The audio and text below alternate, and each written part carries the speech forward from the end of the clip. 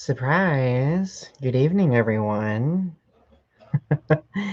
This is the most spontaneous stream I've done in a while. I figured I would just hop on and just talk for a little bit, do the 26th episode of the Mundane Life of a Gay, which it's been a while since I've done one. I originally had a poetry reading tonight, but it ended up getting canceled. So I figured I would pop on YouTube and, at least do something. Um, so I'll wait a moment to see if anybody manages to tune in, and if not, I'll just talk and keep on talking like I always do. So I hope everyone's been doing okay. I feel like, I don't know, like vibe-wise, I just feel like the world has been really intense lately. I don't know why. Maybe I am just imagining it. That's very possible. I messed up my webcam. So updates. Oh, Leo's here. It's good to see you. I'm doing great. Well, I'm doing pretty, like today I'm kind of having a weird mental health day, but it's not bad. Like it's within reason. It's within my ability to, be able to uh what's the word I'm thinking of? Function. um I'm glad that you're doing well though. So just a few updates. I am going to be doing a stream here on YouTube on Saturday at 2 p.m. I'm going to have Kaiju Kim joining me, who was another awesome Godzilla YouTuber. I'm excited to have her on my channel that day.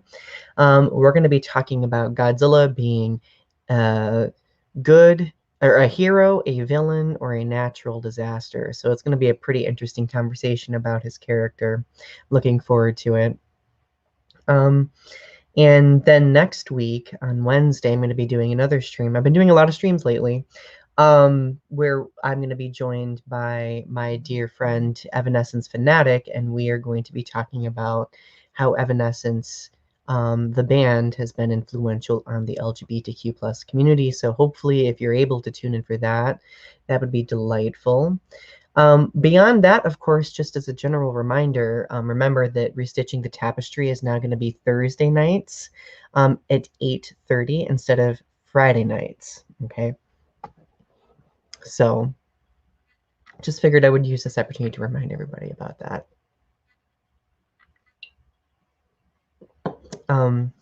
So beyond that, what I've been up to lately, I've just been working. I'm finishing the spring semester, so I've been working on some grading and stuff. I've been trying to work on my second collection of poems, but I've been kind of like in a creative funk over the past week, a little bit of writer's block, but I'm sure I'll get through it once this week is over with. There's just been a lot of like social stuff happening, especially now that Michigan is, I believe, fully reopened and the mask mandate has been lifted, which I'm still, I don't know, I'm still kind of feeling, I don't know, it feels weird to me.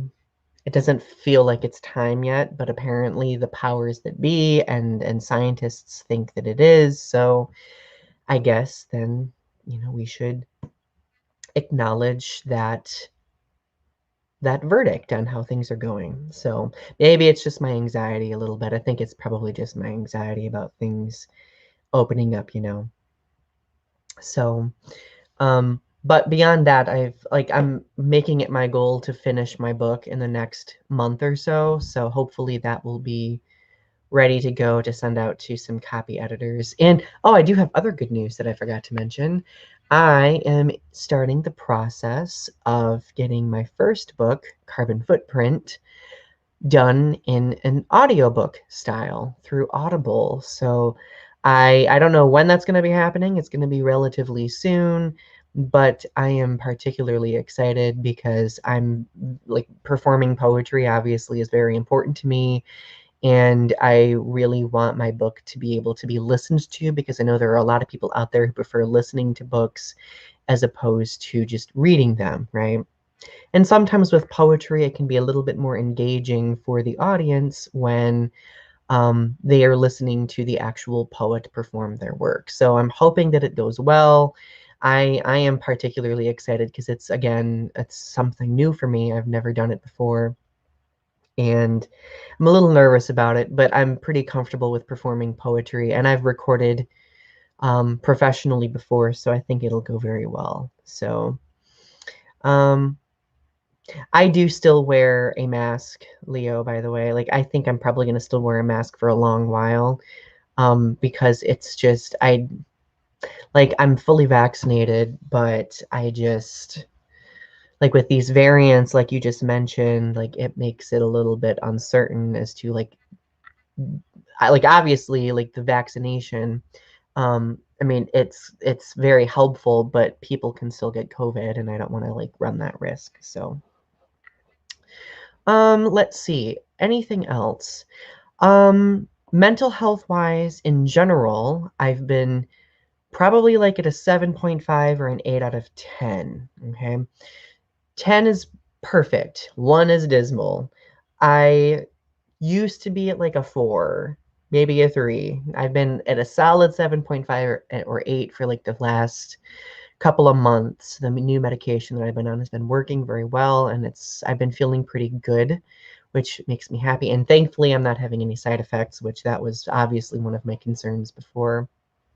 But um, but yeah. So now I keep getting emails from YouTube. I'm kind of a little frustrated with YouTube right now. So I don't know if some of you might remember this. If you're newer on my channel, you may not. I used to be a YouTube partner. I was a YouTube partner from like 2015 to 2017. And basically, being a YouTube partner meant that I was getting paid to do YouTube videos. Like, I was getting ad revenue. Wasn't a lot, mind you, but like basically I kind of had like a YouTuber record label, or a network of sorts, and I had access to a lot of like features, collaboration opportunities, and just promotional opportunities. And in 2017, YouTube decided to raise its threshold for how much watch time a YouTuber should make in order to be eligible to be a YouTube partner. My channel obviously did not make that cut. So unfortunately, I got kicked out of the partner program, and it was really difficult. It was really frustrating. I made numerous videos about it back when this happened. But I mean, I guess on the bright side, at that time, that meant that there were no more ads being placed in my videos. So what's frustrating now, though, is that YouTube has changed its policies, and now if there is a video they deem, you know, is making enough views to have their ads on, they will put their um, partners' ads on people's YouTube videos. So I've been noticing that some of my YouTube videos have been having ads playing on them. I have no control over it, and it is, to me, it's kind of, I personally think it's a little disrespectful. If like people have been working hard, people got kicked off from the YouTube partnership program, they didn't have access to ad revenue, none of that. And now a lot of people are being forced to have ads, and it's just, I don't know. It just is very unsettling to me, and it's just another reason why YouTube is just kind of disregarding smaller content creators in general. So I wanted to briefly talk about that for a moment. I'm not really sure. Like, I've been planning to make a video about it, but I haven't, because I've just frankly not had the energy. I've made so many videos in the past ranting about YouTube that it's just like, what, like, I've already said what's needed to be said. I don't know what else there is to say. I love this platform, but to me, it's clear that sometimes the platform itself does not always care about its content creators. It obviously cares more about making money, so on and so forth. So, but let's see, what did Leo say? Um, I need auditorial reading paired with my reading as I find read process words easier. Well, maybe then it'll be a little bit easier, or maybe my book will be a little bit clearer if you're able to listen to it while you are reading it. So it depends on the book for me. Sometimes I like audiobooks, sometimes I don't. So, but I know, like, aside from the last couple of weeks, I've not really been on YouTube a lot. I've been kind of getting a little bit depressed over YouTube because, like, due to everything happening on YouTube and how it's been affecting small content creators, a lot of people's channels have kind of plateaued, and my channel is kind of going through that right now. There's just been a very small growth, and I've just kind of been numbing myself to it, despite, all the work that it takes, of course. So at the end of the day, again, I'm not doing this for a view or a subscriber. Like, I'm doing it because I enjoy doing it. And I think now that I've been back in the swing of things over the past week and a half, like, I've been remembering that. But it just seems like whenever YouTube decides to do something arbitrarily without, asking anybody's input, especially smaller content creators, it gets a little heavy and frustrating, because there are a lot of people like myself who do put a lot of time into doing this on a daily and weekly basis. So, um, but so. So looking at the grand scheme of things, by the way, I'm only going to be streaming for like 30 minutes tonight. Looking at the grand scheme of things, like I've been regaining my creativity here again on YouTube. Obviously, you've seen that I've been doing collaborations lately. Oh, Debbie's here. It's good to see you. Hope that you're doing well, my dear. You probably have noticed that I've been doing some collaborations lately, and I'm planning to do a few more. I personally really enjoy doing that. I love being able to have conversations with other people. I've been kind of bouncing around the idea in my mind of just doing streaming videos. But truth be told, I do like just making, regular videos and editing them, so on and so forth. So I'll continue doing what I do and doing a mixture. However, I am planning on doing something kind of fun over the next few months. I am going to be hitting 1,000 videos in a few months, like I said, and I'm going to be probably doing something like a really fun live stream for that. We'll see what happens. I was thinking about maybe like doing like a deep dive, like where I will like do a live stream like this, but I kind of like deep dive into like older videos just to kind of see where this channel has been and what it's become, and just do some, general reflecting, so on and so forth. We'll see. Maybe I'll invite some people on to chat with me too.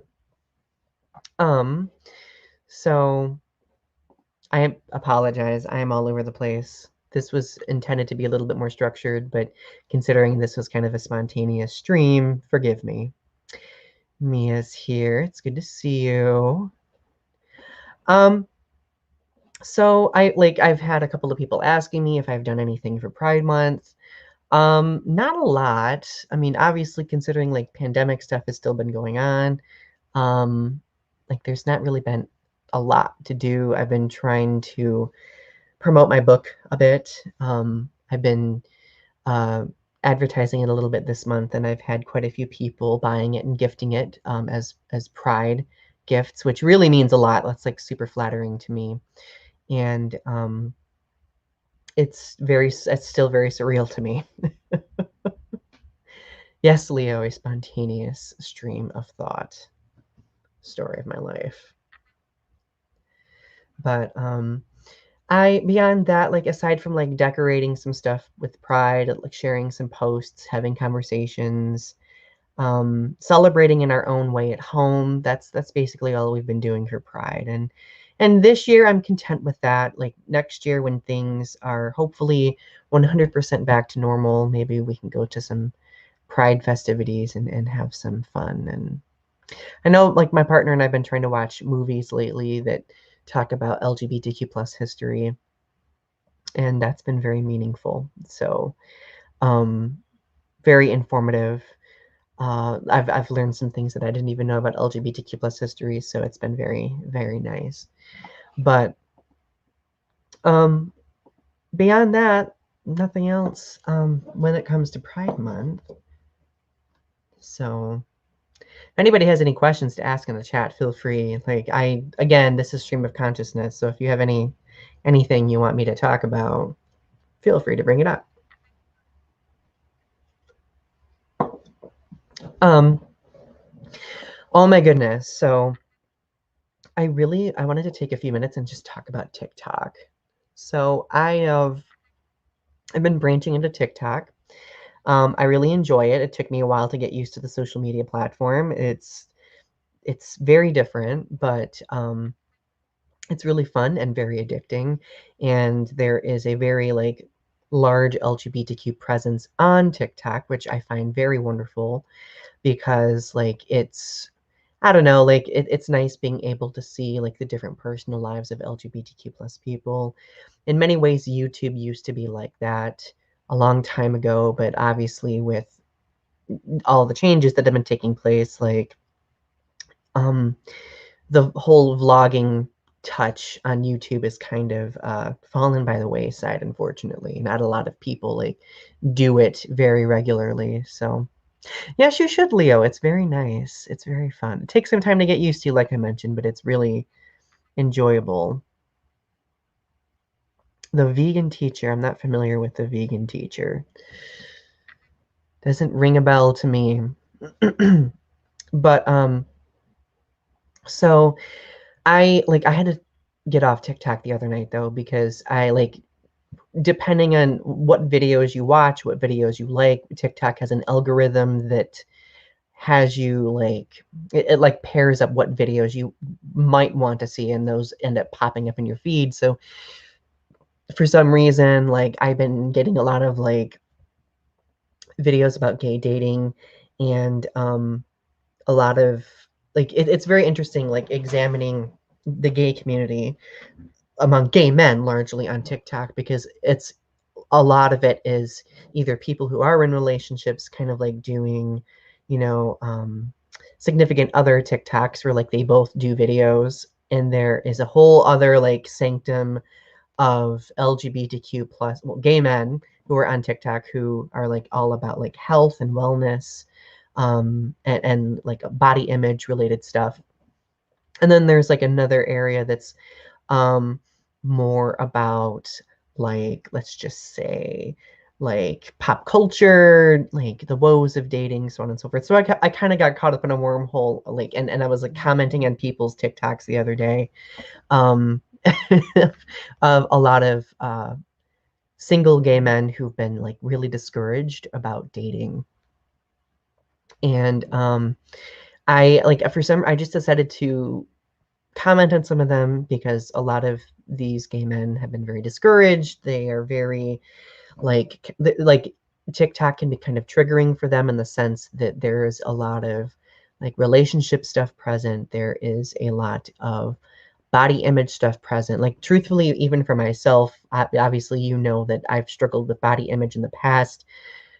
I've had to put away TikTok when the reliance on having a specific body image has been, you know, really focused on like it's gotten to me significantly. And it's not to say that, you know, obviously I applaud people who do have confidence in their body image, and I think that it's important that they talk about it and show it if they're confident in it, of course. But for some of us, it can be a little triggering. So I've been just trying to like talk to some LGBTQ plus people by at least commenting on their stuff to provide some encouragement. And it's kind of reintroduced me to the epidemic of gay loneliness. So I don't know if you remember this, but I made a video response to an article probably like 3 or 4 years ago titled "The Epidemic of Gay Loneliness." It's my one video that's blown up over the past like few years. Like it's gotten quite a few views, and I basically talked about a lot of the difficulties that gay men experience when it comes to making connections.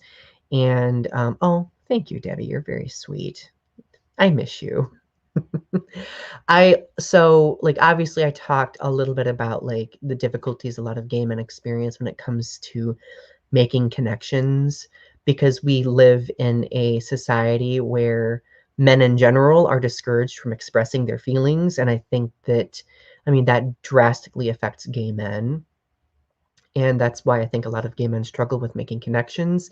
And I think the pandemic has, in a way, exacerbated that because, like, not being able to go anywhere and socialize, like, that's made dating for gay men very complicated. I am in a place of privilege because I found my partner before the pandemic, like a year and a half before the pandemic, and but I can't imagine what it must be like to be dating during a pandemic. Like, I feel like that would be very imposing and difficult. But I I really think that the isolation has gotten to a lot of people, for gay men notably going to clubs and bars and restaurants and other places.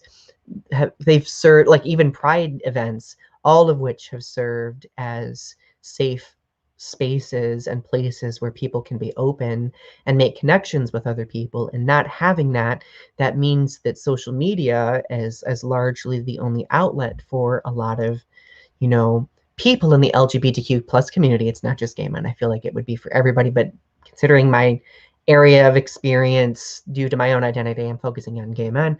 But like, I feel like social media has become our only outlet, especially for these single individuals. And it really makes me sad that there's a lot of people suffering on that wavelength. And um, I've had a couple of them like ask for advice. But I keep kind of being brought back to remembering the fact that, like, before my partner, like, I was very isolated and very lonely. And because every now and then I will have, a gay person be like, well, Donny, stop talking about being single, because you should be, you're privileged and you're in a relationship and you are happy and it's long term. And I'm like, yes, like, I am, but that doesn't mean I haven't forgotten the, 10 to 15 years of my life that I spent being single. So, like, believe me, like, I'm very aware of the isolation that a lot of people in the LGBTQ plus community, notably gay men, from my own experience, have, gone through. So, but at the end of the day, like, I think the best way to kind of alleviate that sense of isolation is by putting yourself out there if you feel as though you are safe in doing so. Okay. Like, I can, like, when I was single, like, I feel like if TikTok had been around at that time, at least I don't think it was around at that time, like, I really probably would have found it a little bit more meaningful because of being able to see people living and experiencing happiness. And I think coming off in the last 4 years, like, everything's just been really heavy and, I don't know, difficult and divisive for the LGBTQ plus community, because a lot of us have been fearing the worst over the past 4 years with, like, the politics and a lot of people being very much anti-LGBTQ plus when it comes to the powers that be. So, like, a lot of people, I think, were battening down the hatches and bracing for impact because, well, truthfully, like, despite having the freedoms that we have, there's still a lot to fight for, especially for the other, more marginalized aspects of the LGBTQ plus community, like the trans community, for example. So, um, I just think that I'm just hoping that now that things are improving, now that things are opening back up, more, like, isolated communities like the LGBTQ plus community can start coming together again and making connections. Because, I mean, considering how long we spend not being who we are, like, it's really difficult, coming out, for example, and not being able to make connections because of how isolated everyone is. So, um, but yeah. So I wanted to talk about that for a little bit because um, I feel like the epidemic of gay loneliness has been changing form. Um, like, I think now, like, if you look at TikTok, I think TikTok is, like, it showcases and demonstrates what gay loneliness looks like. And despite that, though, I think TikTok can be a good tool, an outlet for the LGBTQ plus community to make those connections. And TikTok already shows a pretty good demonstration of that too. So anyway,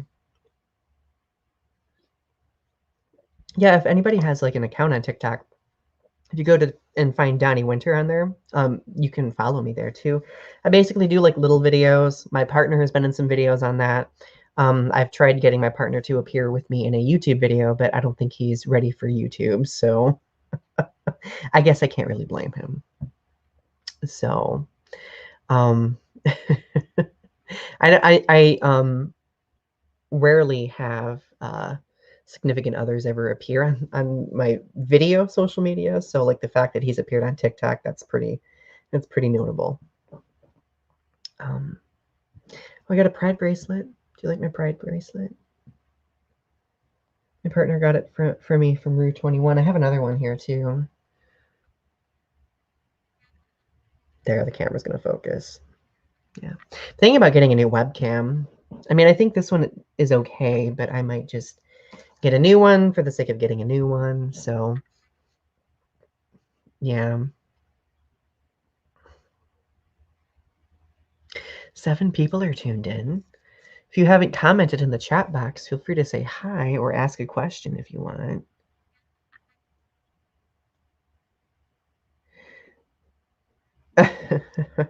Leo. Oh, my goodness. So, oh, I've been so tired lately. I've been doing a lot of gardening. And I've been trying to like just be outside and just to enjoy outside, but like it's like between that and like kind of like regaining social gumption, it's been kind of exhausting lately. So I think I kind of got a little bit pampered during the pandemic, like I've mentioned before, because being an introvert, I got really used to being in my own safe space, which is home. So Leo, I got those bracelets. Well, my partner got those bracelets at Rue 21. They have some cute little bracelets. This one is particularly my favorite because I like kind of like the metallic look of it. I am also, speaking of other Pride related things, I'm going to be getting hopefully a Rainbow Mothra Pride pin from Toku Arts. And they are donating their like the money that they make off from it to the Trevor Project, which is so cool. It's really nice being able to see people in the Godzilla fandom doing stuff like that, doing creative stuff like that. So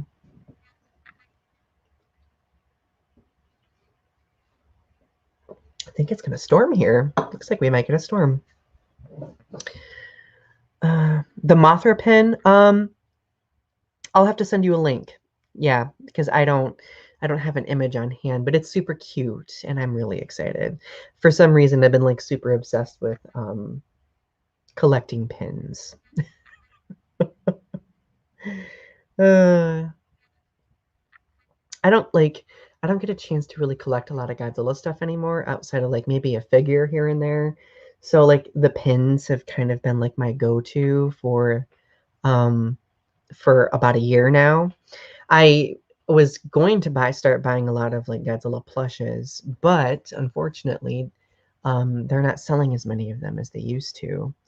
In fact, I'm fairly sure that Mothra plush that I had sold out. I think it's the one from Mothra 3, Leo, if memory serves me correctly. So, but I'm gonna finish this up here soon. So basically, if looking at the future of my channel, of course, I'm going to keep doing what I'm doing. I'm going to be having more conversations about mental health. I have 3 more videos in my Pride series to do. I better get my butt in gear because it's almost the end of Pride Month. I better get those done. Of course, I have Restitching the Tapestry going on. I have other collaborations coming up. So really, like, there's a lot of really fun stuff coming, and I'm really excited. I'm hoping to do like other collaborations as well. I might reach out to OmniViewer, who is a fellow, I cannot speak today, a fellow Godzilla YouTuber, and I might see if OmniViewer might be interested in doing a collaboration. So let's see if that happens. So, oh, Mia, thank you. A little bit of hairspray goes a long way. You're very sweet, thank you. Um, so like again, circulating back to how I think things on YouTube are going, I've been really enjoying it. Leo, I know. We especially need to do some writing together. I've been having such horrible writer's block lately, probably because of school. I apologize for that. It happens. It seems to happen to me at the end of a semester all the time. Like I kind of just have like this black hole of like, I don't want to think about any writing, you know? It's really interesting. I know I said I was going to finish, but I'll blab for another few minutes. But um, now that I've been published, and now that I'm trying to stay on top of like sending work out, and not to mention I have a lot of people who want me to like review their stuff and write reviews, so on and so forth. Um, I've had to be really vigilant about balancing like my output, which is something that I've never really done before.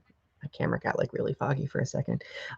It's not something that I've really done a lot before because I've never really had that much writing work to do other than, you know, stuff for school. So now that I have a lot of personal writing stuff going on, like still professional, of course, like it's been really interesting navigating um like time management, knowing when to say no to people, determining whether or not I should charge people to do editing work because I've been having so many people reach out to me, you know, to do editing work, and I love doing it, and I try to do it as much as I can for friends, especially.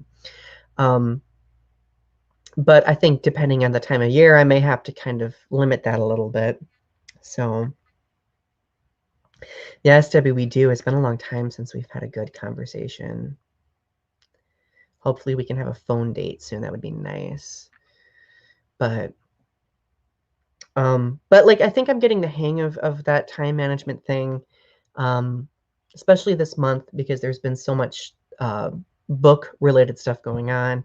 I've been having to like say no a little bit more often to people. I've been having to kind of delegate myself. I think I've had like 3 readings this month and a workshop, which is way more than I normally do in a month. So it's been fun, but it can be a little bit taxing after a while, of course, you know, the performative aspect of that. So, um, but yeah, I'm just really excited about my second collection. It's going to be really, I'm really excited. Like, I feel more confident in it than I did with Carbon Footprint, although I still really felt pretty confident about that too. But, um, it's just been really strange looking back on the last year and thinking about how much things have changed. I literally was on Facebook the other day, and there was this, you know how you can look through your memories on Facebook. I had like a memory from like 10 years ago where I was like going on this discouraged rant about wanting to be a poet and wanting to be published, but not knowing how to begin, not knowing what to do, not having the confidence to send stuff out. And now I kind of wish I could just go back in time and tell 2011 Donny, who was still in college, that, hey, like things, you know, things will be okay. Like you will get there. So, Leo, I don't know. I don't think there will be a hard copy of my book. Um, I'll have to talk to my publisher to see if there's an option for that.